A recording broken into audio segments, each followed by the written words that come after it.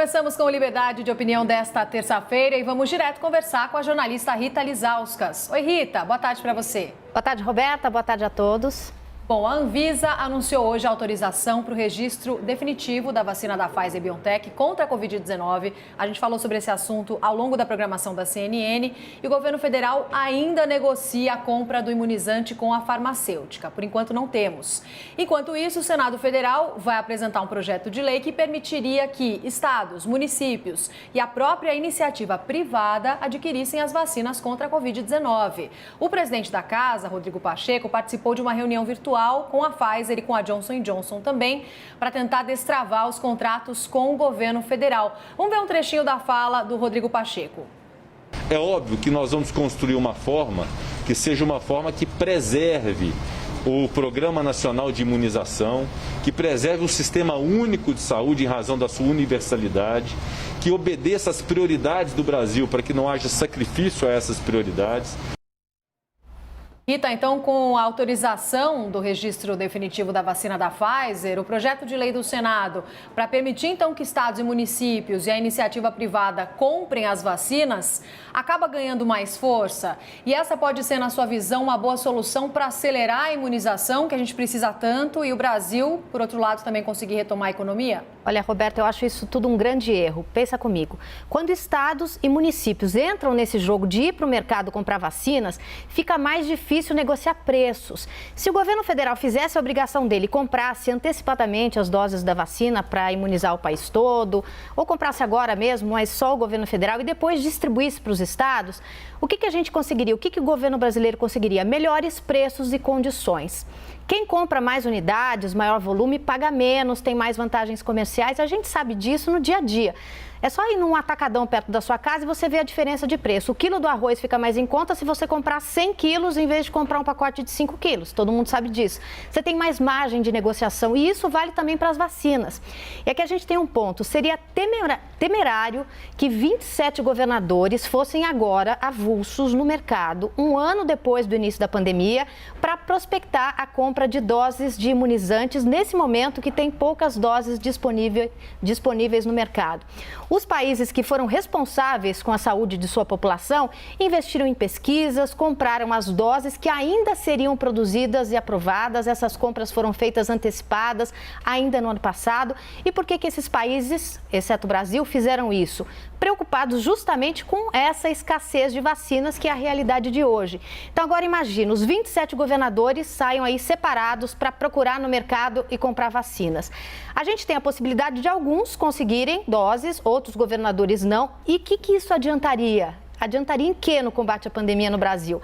A gente sabe, a gente fala disso o tempo inteiro, que o vírus só deixa de circular se a maioria da população tiver vacinada. Então, se tiver buracos de vacinação em alguns estados, não adiantaria nada, né? Se essa divisão, se eles fossem comprar, essa divisão fosse feita, essas doses chegariam pingadas, também não ia adiantar nada.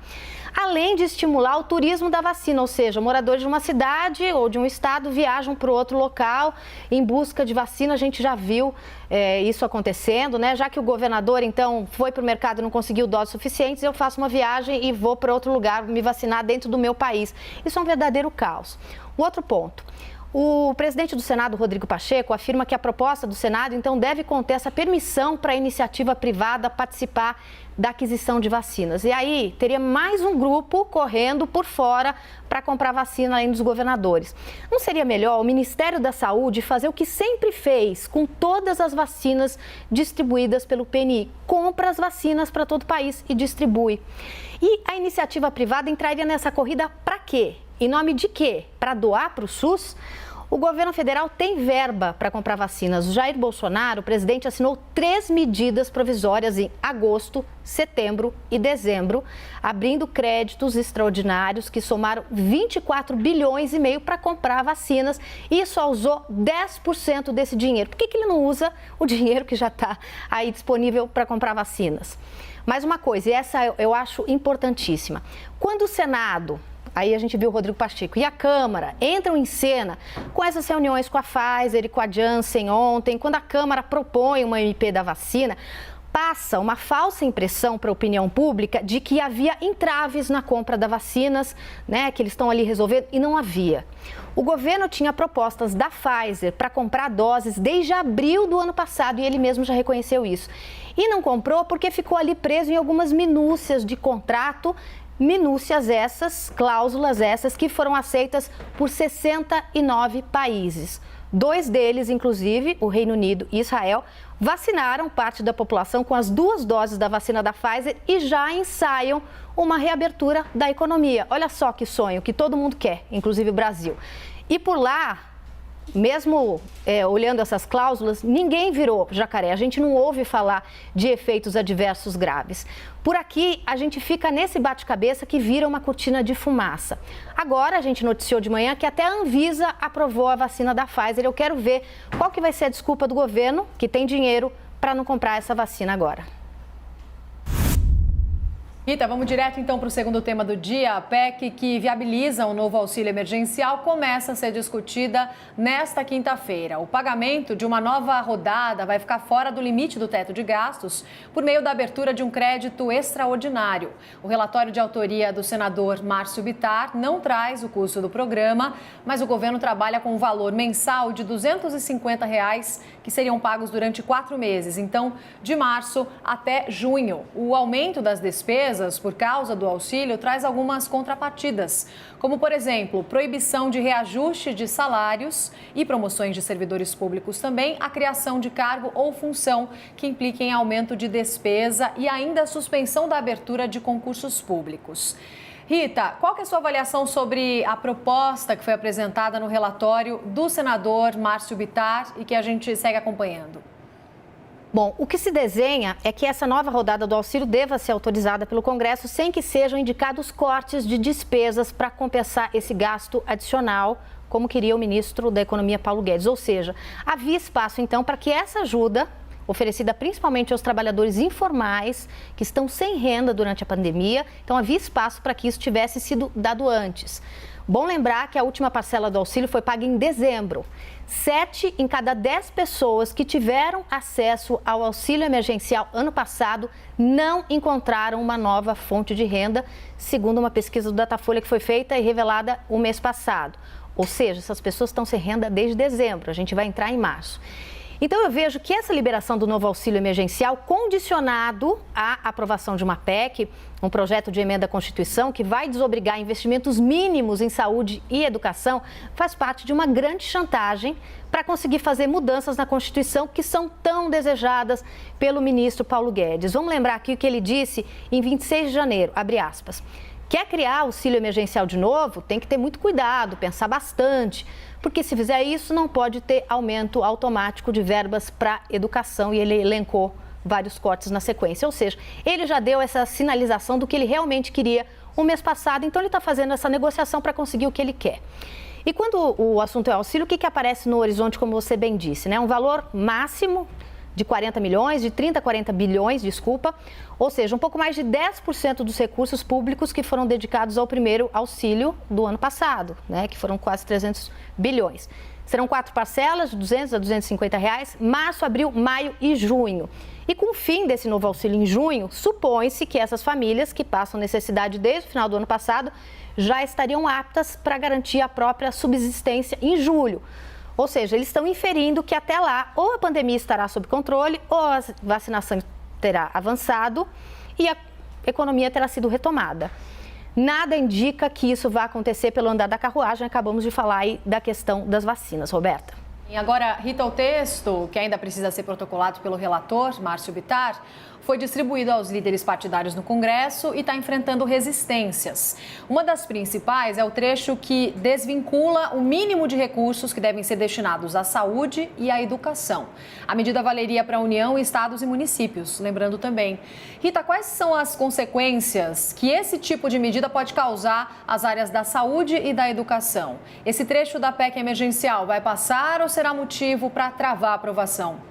Roberta, um país que não leva a sério saúde e educação, que na hora de corta em saúde e educação, tem menor risco de dar certo, né? Saúde e educação sempre foram as principais preocupações dos eleitores brasileiros.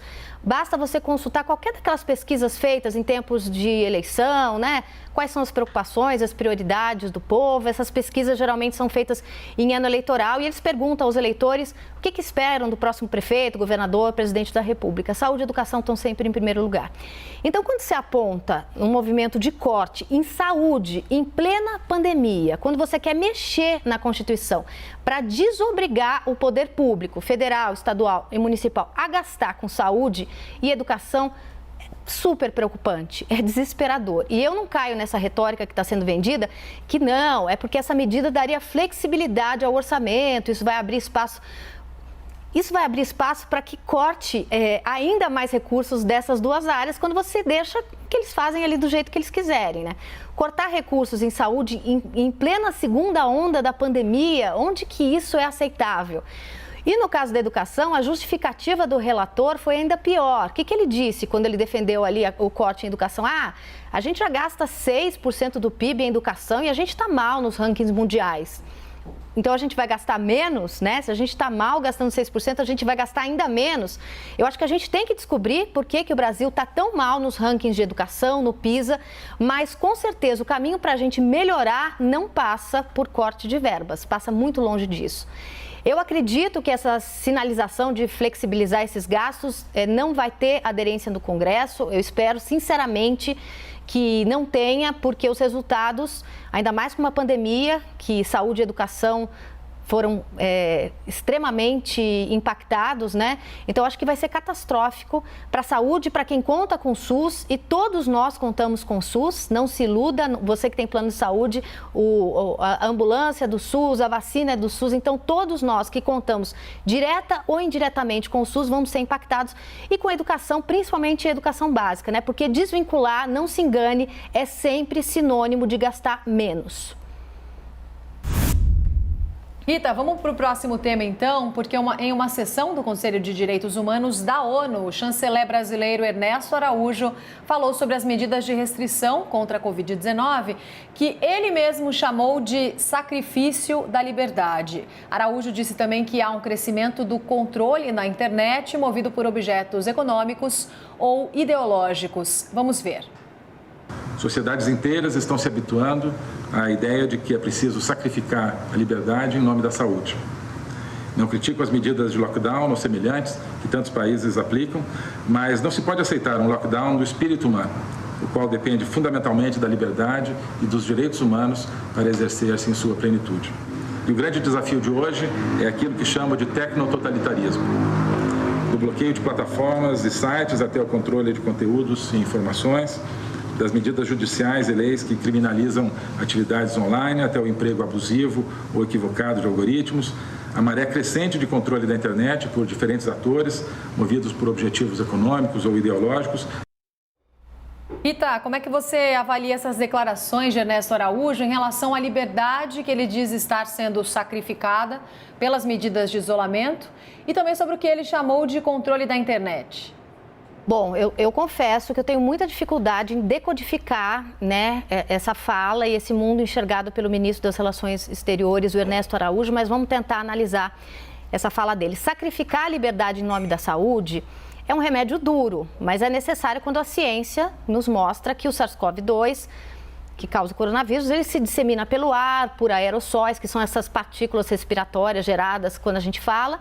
E essas partículas minúsculas de saliva, elas viajam pelo ar, podem contaminar as pessoas que estão em contato com a gente por isso, né? Inclusive, por isso que a ciência considera usar máscaras, evitar aglomerações, o isolamento social, com medidas efetivas para impedir essa proliferação do vírus enquanto a gente não for maciçamente vacinado e só aí o vírus parar de circular. Então, contra esse lockdown, né, essa restrição que ele diz, a gente tem um remédio, a vacina é realmente o preço que a gente tem que pagar por não ter vacina, é ficar isolado mesmo, né? Então, eu acho que a saúde é mais importante que esse ir e vir que ele reclama, né, de ter sido impactado. Mas ele foi além nesse discurso, né, que foi feito numa sessão do Conselho de Direitos Humanos da ONU. Ele falou que não é contra o lockdown, né, ainda bem, mas ele disse que é contra o lockdown do espírito humano, que depende fundamentalmente da liberdade dos direitos humanos para exercer a sua plenitude. E aqui eu confesso que eu sou completamente incapaz de decifrar o que ele quis dizer com o lockdown do espírito humano. E eu realmente sinto dó de quem fez a tradução simultânea desse discurso para os outros membros do Conselho de Direitos Humanos da ONU. Deve ser difícil traduzir essa expressão para outras línguas. Agora, sobre o tecno-totalitarismo que ele citou, eu acho que ele quis falar sobre essa discussão sobre liberdade de expressão, sobre as redes sociais, que, obviamente, mudaram a forma da gente se comunicar, o uso dessas novas mídias, essa necessidade que a gente tem de discutir o papel que essas novas mídias têm na vida da gente de hoje. É um assunto muito amplo, mas eu destaco aqui um caminho que eu acho que ele sinaliza. Nossa tarefa é garantir que as tecnologias sirvam para engrandecer o ser humano e não para submetê-lo ou apequená-lo.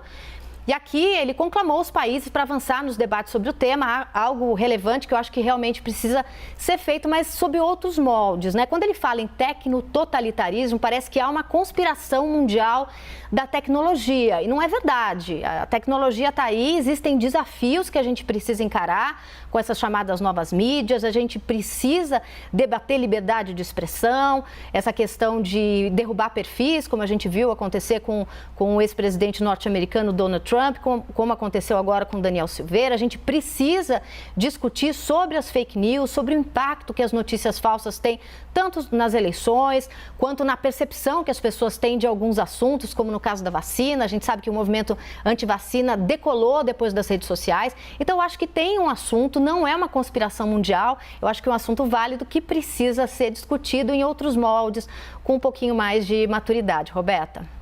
Rita, até amanhã. Boa tarde de terça-feira para você. Até mais. Até amanhã.